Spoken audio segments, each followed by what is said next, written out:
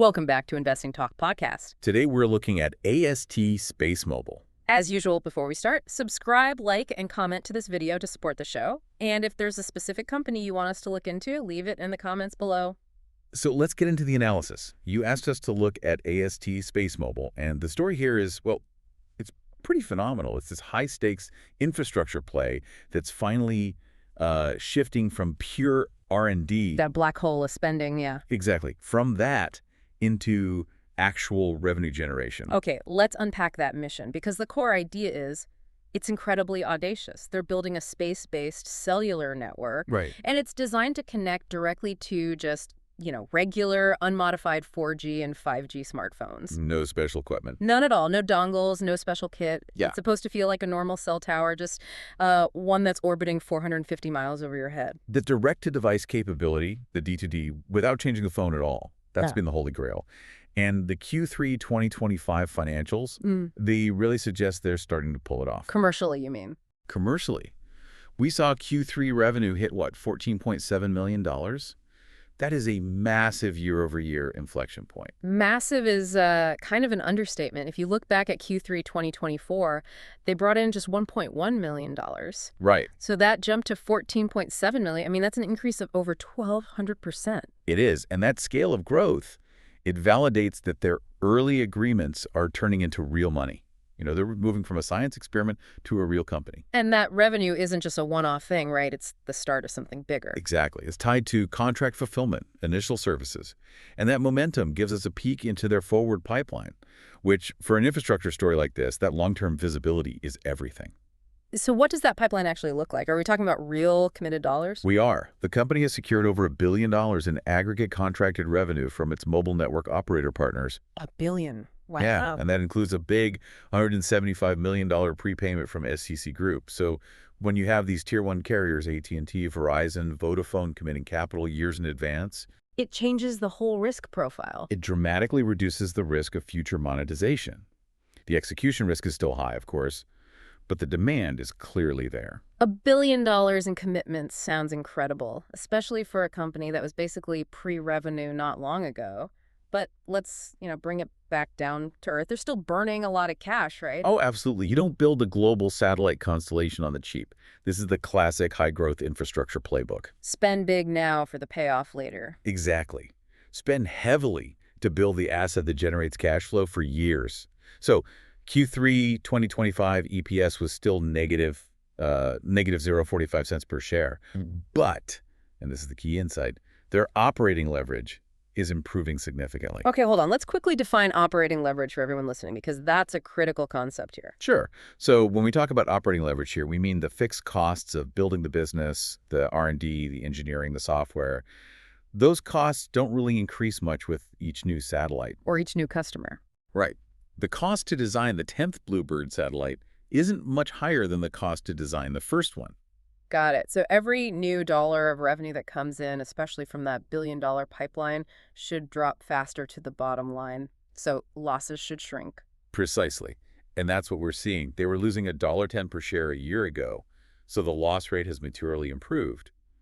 The goal right now isn't GAAP profitability. It's scale. It's achieving that critical mass of satellites in orbit to service those M&O contracts and unlock that leverage. So if that's the story, massive investment for massive contracted revenue, let's talk about the moat. How do they defend this against other big players trying to do the same thing? Well, their moat is basically a triple threat. It's technology, distribution, and regulation. Starting with the tech, they have their proprietary Bluebird satellite architecture.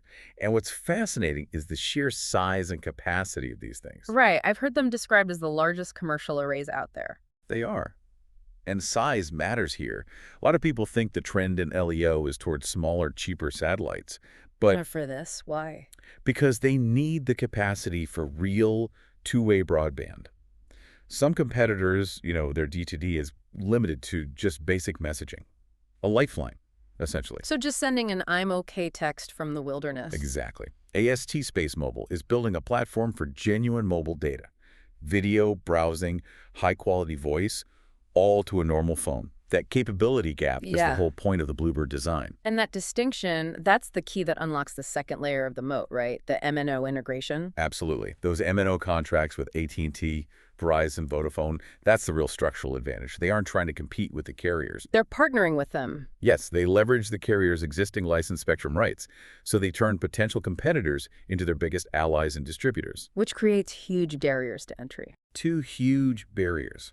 First, instant global distribution to hundreds of millions of subscribers. And second, incredibly high switching costs. Once you're integrated into AT&T's network, it's not easy for a new player to just come in and replace you. It creates a powerful network effect. The more big MNOs they sign, the better the coverage, the harder it is for anyone else to catch up. Yeah. And you said regulation was a third leg of the stool. Right.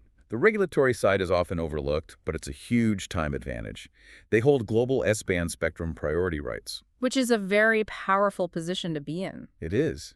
And getting approvals like the FCC license for mobile satellite service usage means they can move faster, while competitors are still stuck in regulatory battles. That lead translates directly to a time-to-market advantage. And they're pressing that advantage by scaling up their own manufacturing, not just outsourcing it. That's right. They're ramping up capacity at facilities in Texas and Florida. They actually doubled their workforce in the last 6 months, all aimed at accelerating deployment.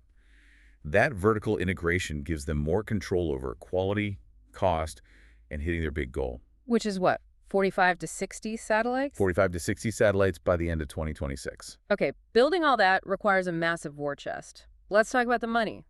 Their liquidity position is a big part of the bull case, I'd imagine. It definitely is. They ended Q3 2025 with about $3.2 billion in cash and equivalents.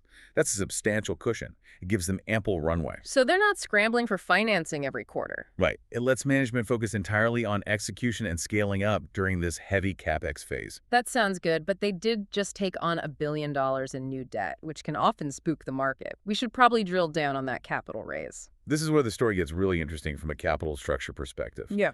They did a $1.0 billion private offering of convertible senior notes due in 2036. It was upsized, right, from $850 million. It was, due to strong demand. Now, a convertible note is basically debt that can turn into stock, but it's the conditions that matter here. What are the conditions? How are existing shareholders protected from dilution? The key detail is the initial conversion price.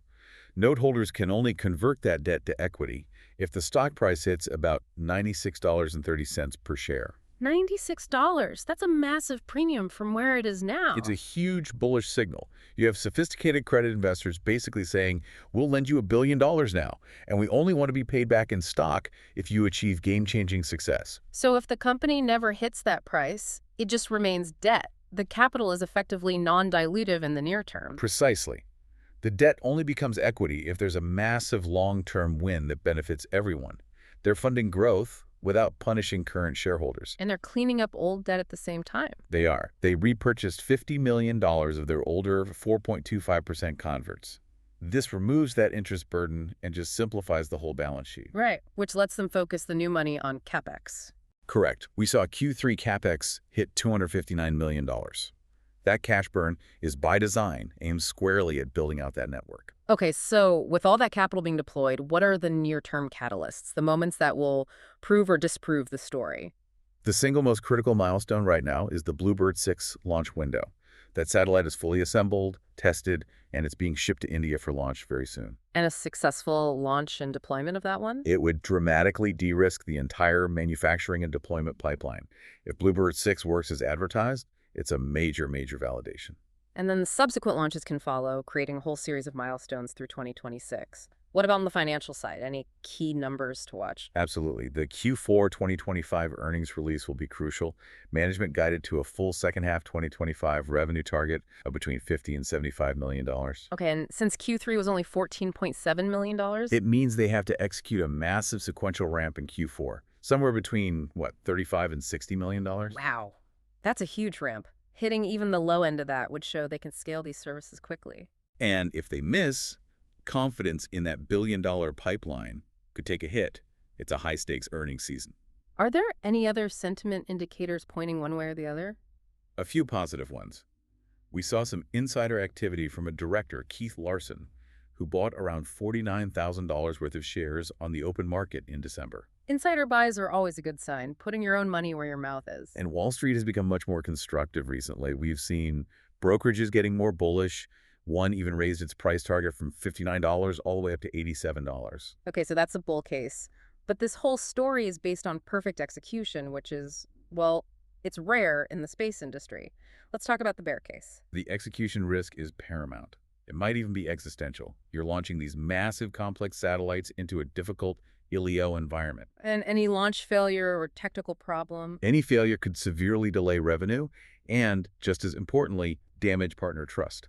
Delays are killers in this industry because time equals cash burn. Right. If the launch schedule slips, the whole financial model gets shaky. Exactly. And the financing risk, while it's been pushed out by that new debt, is still real. The stock dropped about 7.3% when they announced the note. So the market is still nervous about leverage. Very nervous, especially with free cash flow so deeply negative. If they burn through that $3.2 billion faster than expected, they'll have to raise more capital, probably on worse terms. And there's also the risk of big strategic holders selling off, right? We saw that play out.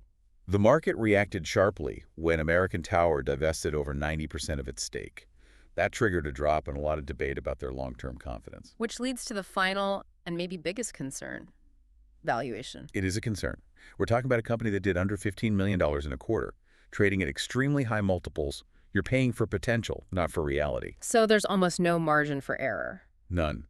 The valuation depends entirely on realizing those cash flows that are projected years and years out. Yeah. Any hiccup, and the stock could see significant downside. So this is a pure bet on an explosive asymmetric payoff, but only if they can tame that beast of execution risk. It's a classic high-risk, high-reward bet on proprietary infrastructure, a technology that, if it works, completely changes the economics of global mobile coverage. So the core question for you, as the investor, really comes down to execution.